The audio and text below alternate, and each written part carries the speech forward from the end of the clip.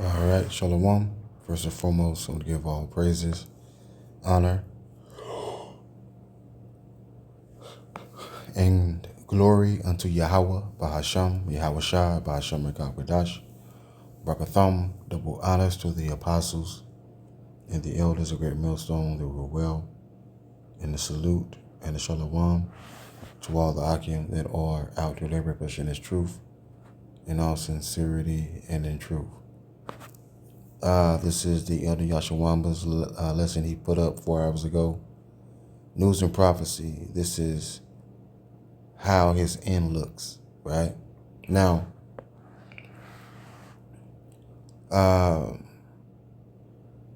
not sure of the title yet. Well, the title of this lesson will probably be The Sacrifice of the Wicked Will Be Rejected Once Again, right? Because the Elder Yashwamba, when he mentioned that they are doing sacrifices before they go to war, right?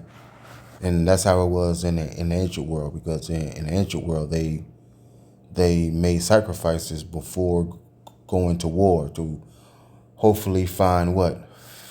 Favor, right? And I looked it up in ChatGPT.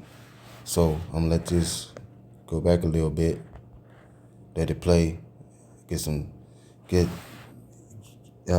what it says in ChatGPT and get some scriptures. All right, let's get it. We referenced numerous citations out of the book of Revelation, referring to Armageddon and the imminent return of Jesus. When they're preparing for war, just know they're doing sacrifices. See, they're doing sacrifices before they go to war. See, showed you an example of that in the book of Kings, 2 Kings, the 3rd chapter, where Moabite king, as they were losing a war, you know, he sacrificed his only son, right? His son that was going to be, you know, let's get this. Hold on real quick though.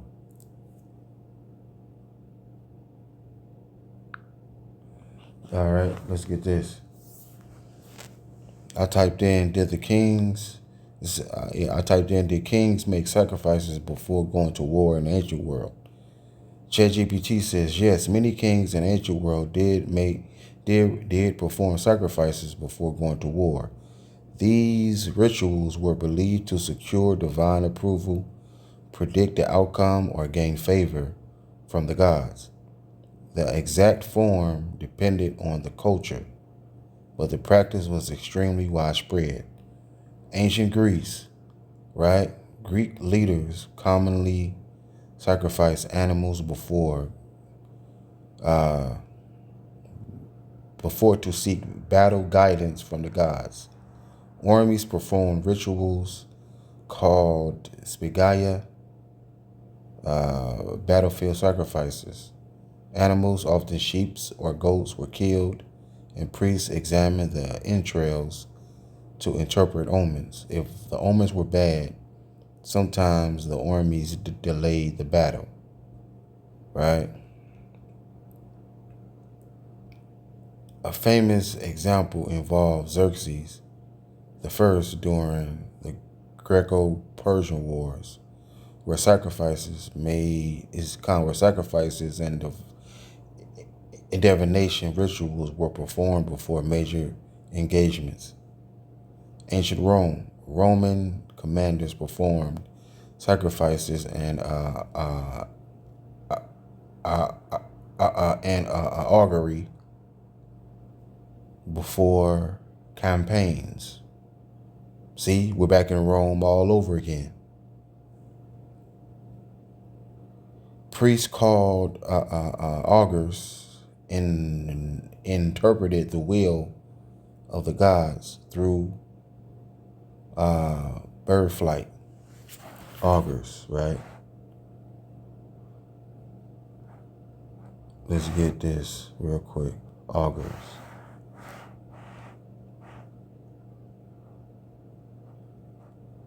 Augury definition. a sign of what will happen in the future, an omen. See? But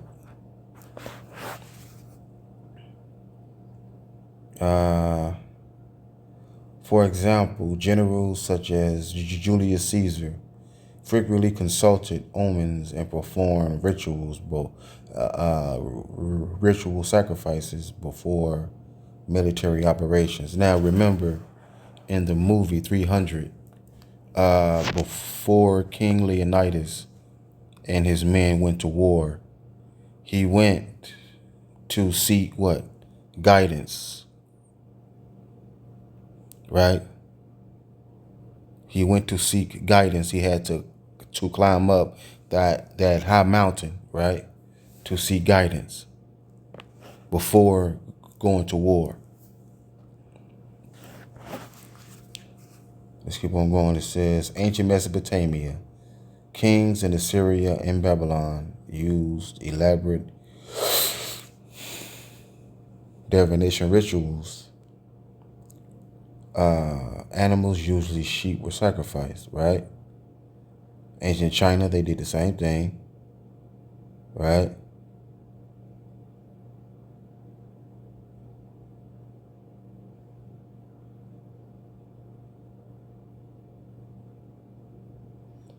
Let's get this. Did kings make sacrifices before going to war in the ancient world in the Bible?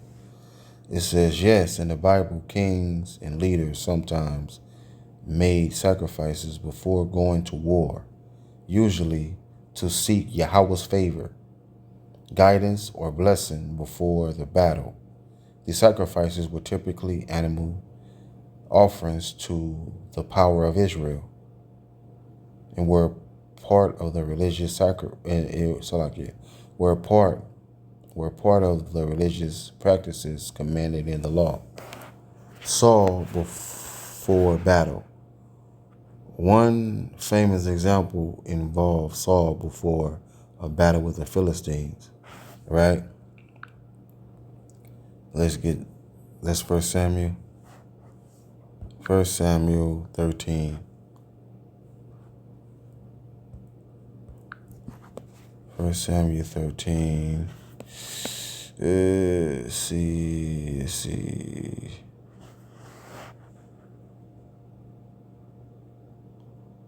Saul, it says in 1 Samuel 13, Saul became impatient, waiting for the prophet Samuel to arrive.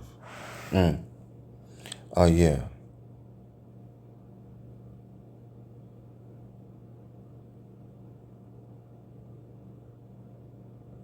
All right, here it is. This is 1 Samuel 13. And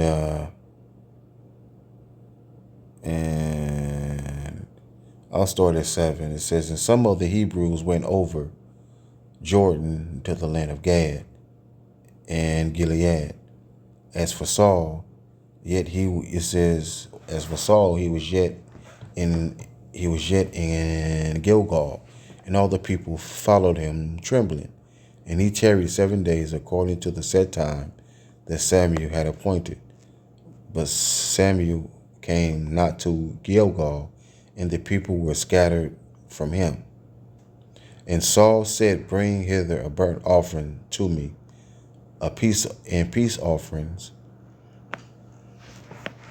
And he offered the burnt offering. And it came to pass that as soon as he made an end of the burnt offering, behold, Samuel came, and Saul went out to meet him, that he might salute him. And Samuel said, what hast thou done? And Saul said, because I saw that the people were scattered from me, that thou camest not within the days appointed, and the Philistines gathered themselves together in Michmash. Therefore said I, the Philistines will come down now upon me to Gilgal, and I have not made a supplication unto Yahweh. I forced myself therefore and offered the burnt offering. And Samuel said to Saul, thou hast done foolishly. Thou hast not kept the commandment of Yahweh thy power, which he commanded thee. For now would Yahweh have established thy kingdom upon Israel forever. But now thy kingdom shall not continue. Yahweh hath sought him a man after his own heart. A man, this Khan says, after his own heart, and Yahweh hath commanded him to be a captain over his people, because thou hast not kept that which Yahweh commanded thee. See? Keep on going.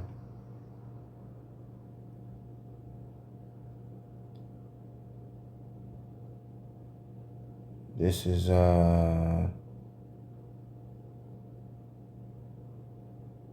here it is. A dramatic example. Number 4. A dramatic example of human sacrifice. A striking case appears in 2 Kings 3. 2 Kings 3. Okay.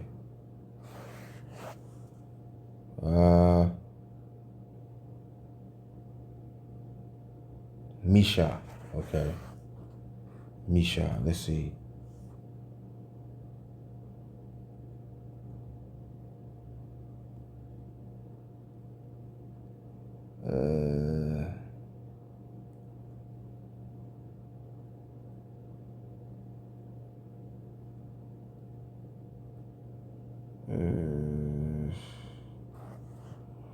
Let's see.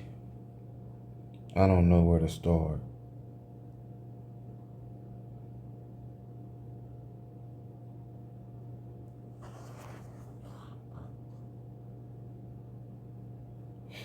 Okay, here it is. I'll start up a little bit. Well, I'll start up at 1 and I'll jump down.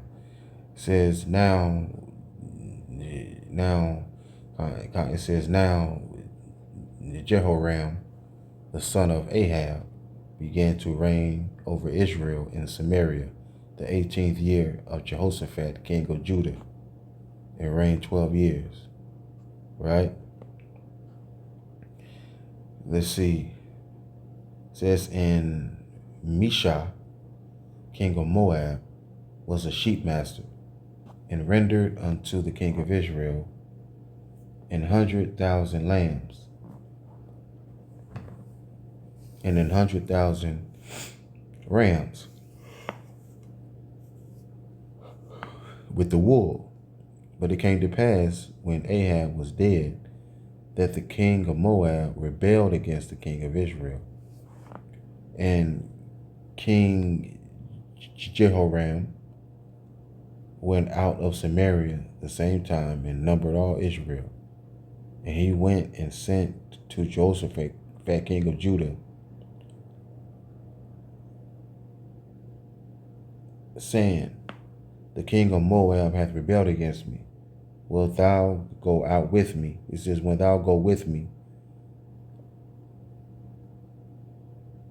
against Moab to battle. And he said, I will go up. I am as thou art, my people as thy people, and my horses as thy horses. And he said, which way shall we go up? And he answered, the way through the wilderness of Edom. So the king of Israel went, and the king of Judah, and the king of Edom. They fetched a compass, even a 7 days' journey, and there was no water for the host and for the cattle that followed them. Right? Let's jump down.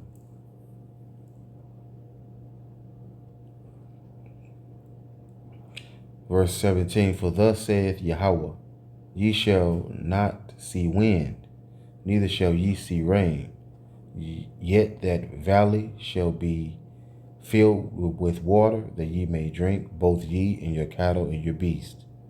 And this is but a light thing in the sight of Yahweh Shemashah. He will deliver the Moabites also into your hand. Ye shall smite every fenced city and every choice city, and shall fell every good tree, and stop all wells of water, and mar every good piece of land with stones. Right? Now, I've gone into this before.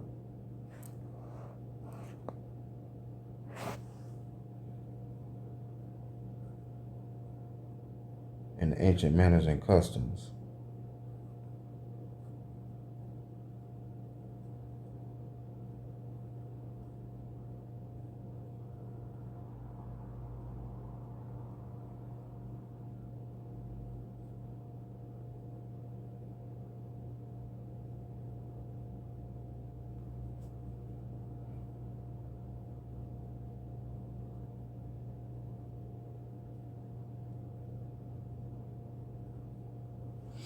Okay. Okay. It says, in the ancient world, when they stopped the well water, what does that mean, right? In the ancient world, stopping up a well, typically by filling it with stones or dirt, was a severe act of hostility, territorial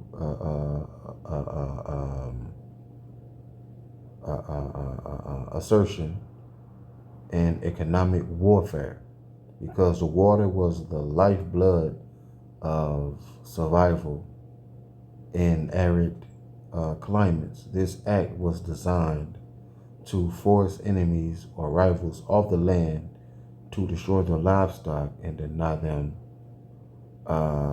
resources. Act of war and hostility. Forced displacement.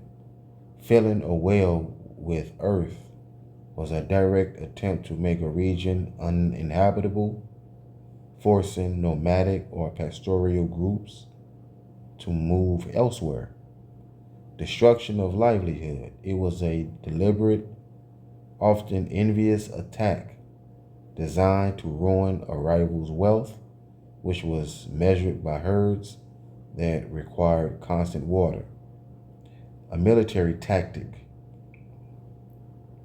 Yep, what I just read. It says, e.g., 2 Kings 3:19, invading armies would block wells as a scorched earth tactic to destroy the land and render it useless to the enemy, right? And to basically, and to also lay claim to that land.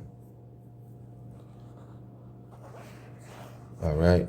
It says, and it came to pass in the morning when the meat offering was offered that, behold, there came water by the way of Edom, and the country was filled with water. And when all the Moabites heard that the kings were come up to fight against them, they gathered all that were able to put on armor and upward, and stood in the border. And they rose up early in the morning and shone, and the sun shone upon the water, and the Moabites saw the water on the other side as red as blood. And they said, this is blood, the kings are surely slain. They have smitten one another. Now therefore Moab, now therefore Moab to the spoil. When they came to the camp of Israel, the Israelites rose up and smote the Moabites, so that they fled before them. But they went forward, smiting the Moabites, even in their country. Wow. And there was an ambush. Woo. It say, and they beat down the cities on every good piece of land, cast every man his stone, and filled it. They stopped all the wells of water, and and felled all the good trees. Only in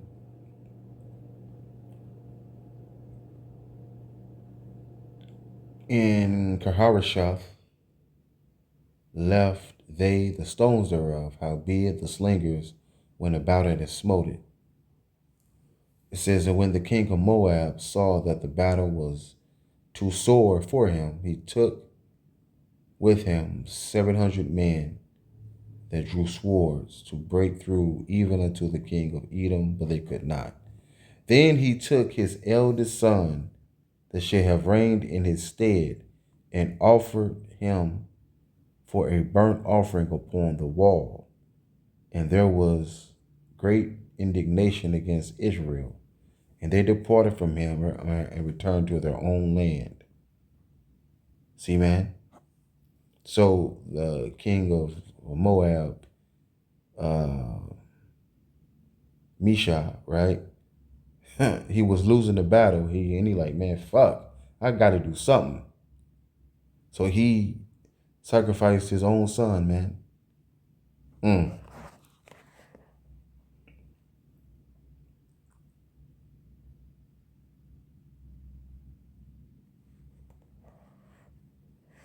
Let's see.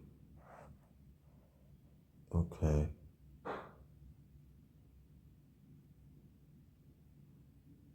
All right. In the Bible, yeah, it says, yeah, all right. Summary. In the Bible, sacrifices connected to war were common, but with rules. It says, but with important rules. Israelite kings sought guidance and favor before battle, right? Because I believe it's what? In the 2 Samuel? I believe it's 2 Samuel. Hold on, let me see. I was reading it earlier.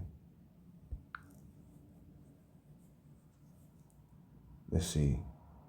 2 Samuel what?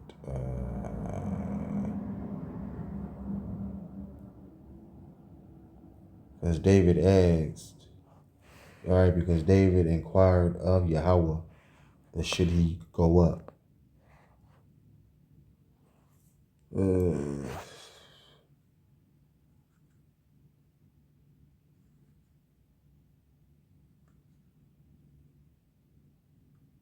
Let's see. Yep, this is let's see. Well, then it's 1 Samuel. 1 Samuel 23.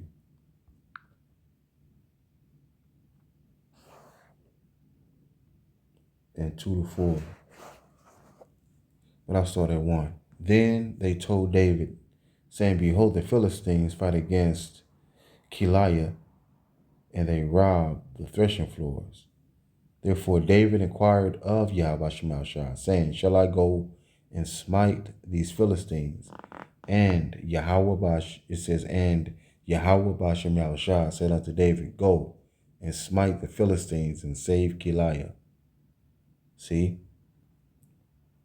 It says, and David's men said unto him, behold, we be afraid here in Judah. How much more then if we come to Keilah against the armies of the Philistines? Then David inquired of Yahweh Shemashah yet again. And Yahweh Shemashah answered him and said, arise, go down to Keilah, for I will deliver the Philistines into thine hand. See, man?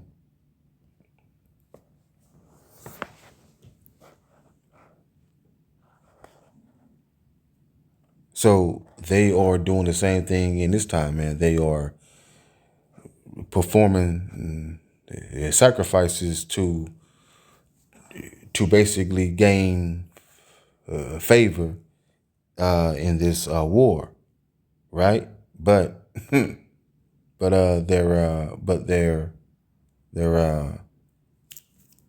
their sacrifices will be rejected, just like Cain's sacrifice was rejected. So the sacrifices of the wicked will be rejected yet again. Let's keep on going. Next in power to be king Right? He sacrificed them. So they're doing all kind of sacrifices. You're seeing people pop up talking with suicide talk. There's nothing but wickedness going on right now. See, on the left hand side, but they're throwing out. Hold on. Let's get Genesis. Genesis 4. All right. It says, this is Genesis 4:1. And Adam knew Eve his wife. She conceived. Right? How did he know her? He went in unto her and bare Cain and said, I have gotten a man of Yahweh. And she bare yet again, says, and she bare again his brother Abel. And Abel was the keeper of the sheep, but Cain was a tiller of the ground. And in process of time, it came to pass that Cain brought of the fruit of the ground an offering unto Yahweh. And Abel, he also brought of the firstlings of his flock and of the fat thereof. And Yahweh had respect unto Abel, unto his sacrifices. This is Salakia. Says, and Yahweh had respect unto Abel and to his offering. But unto Cain and to his offering he had not respect. And Cain was very wroth, and his countenance fell. Right, man? So Cain's offering, Cain's sacrifice was rejected. Esau Edom's offering, right, his sacrifices will also be rejected once again, man. It says, Ecclesiastes 1:9. It says, the thing that has been, it is that which shall be, and that which is done is that which shall be done. And there is no new thing under the sun. Okay? Now, I need the parallel NLT too. Okay.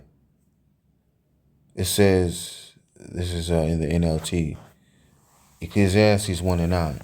History merely repeats itself. And it says, history merely repeats itself. It has been done before. Nothing under the sun is truly new. See? And they've always used the Bible as a means to wage war. Christopher Columbus did it. Yeah. That's what you devils have always done. This is who you always were. And this is what so-called Christianity. All right, man, because it say what? Psalms 50 and 16. Psalms 50 and 16, it says, but unto the wicked Yahweh saith, what hast thou to do to declare my statutes, or that thou shouldest take my covenant in thy mouth?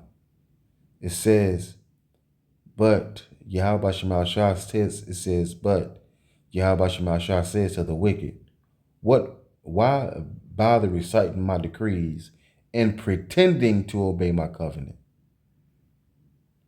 Seeing thou hatest instruction and castest my words behind thee.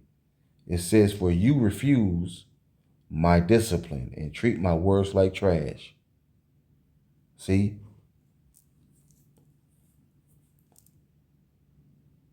Was always rooted in. Waging war, lying, deception, rape, rob, murder, plunder, stealing lands.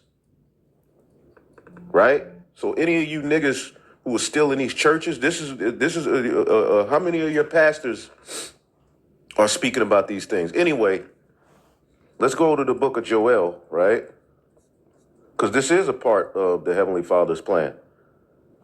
Okay? All right, man.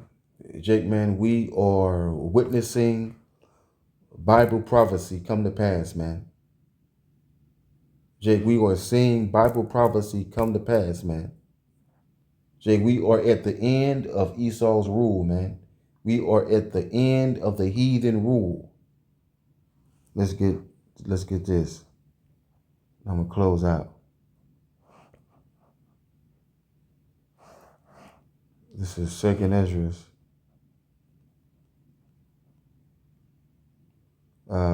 6 and 9.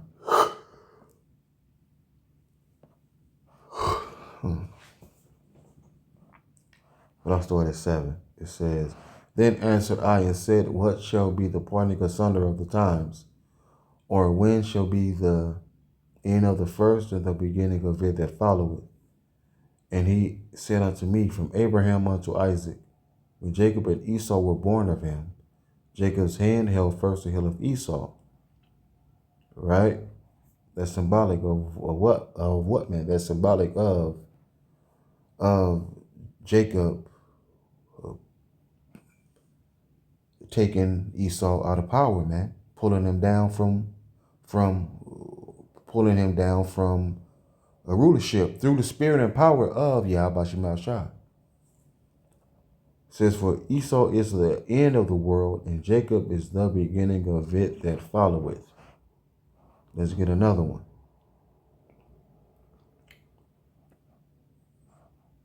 Sirach 25:7. There be 9 things which I have judged in mine heart to be happy, and the 10th I will utter with my tongue. A man that hath joy of his children, and he that liveth to see the fall of his enemy.